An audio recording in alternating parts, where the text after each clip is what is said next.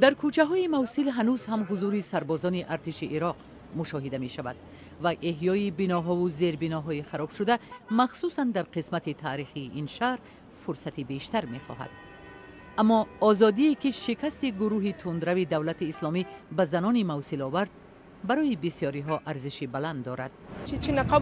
در دوره حکمرانی گروه دولت اسلامی آزادی ما خیلی محدود بود. ما نمی توانستیم مستقلانه کاری را انجام دهیم.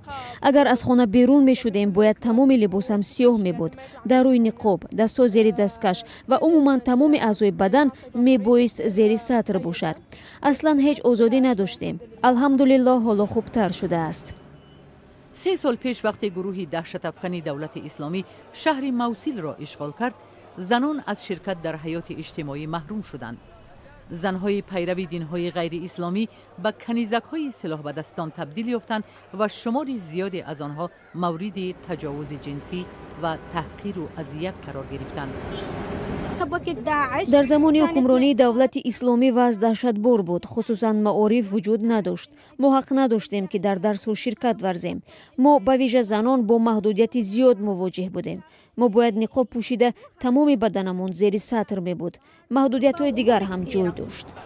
در حالی که گروهی دهشتزا در موصل شکست خورده است، ولی مقاومت را در بعضی گوشه های عراق و سوریه ادامه می دهد. احتمال از همین سبب بعضی زنان حالا هم از دوربین خبرنگاران خوف دارند. رفت و آمد زنان کاملا زیر نظارت بود. اکثرا اعضای گروه دولت اسلامی به دکان‌ها در آمده زنان را پیش می‌کردند. آنها می‌گفتند که یا نقاب ندارید، یا نقابتان کوتاه است، یا دستکش ندارید، یا رویتان را رنگ و بار کردید، یا پایتان جوراب ندارد و غیره. در این حال زنان از خریدن چیزی پرهیز نموده دکان‌ها را ترک می‌کردند.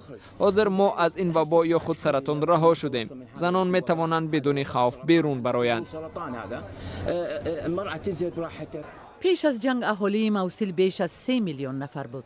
در دوره حکمرانی گروه تندرو دولت اسلامی صدها هزار از خانه‌های خود فرار کردند و حالا هم نمی‌توانند به زادگاه‌هایشان برگردند. اما به قول ساکنان این شهر جنگ زده، در حالی که زنان آزاد در فکر روزگاری معمولی شدند، احیای نظم و ثبات هم به واقعیت تبدیل خواهد یافت.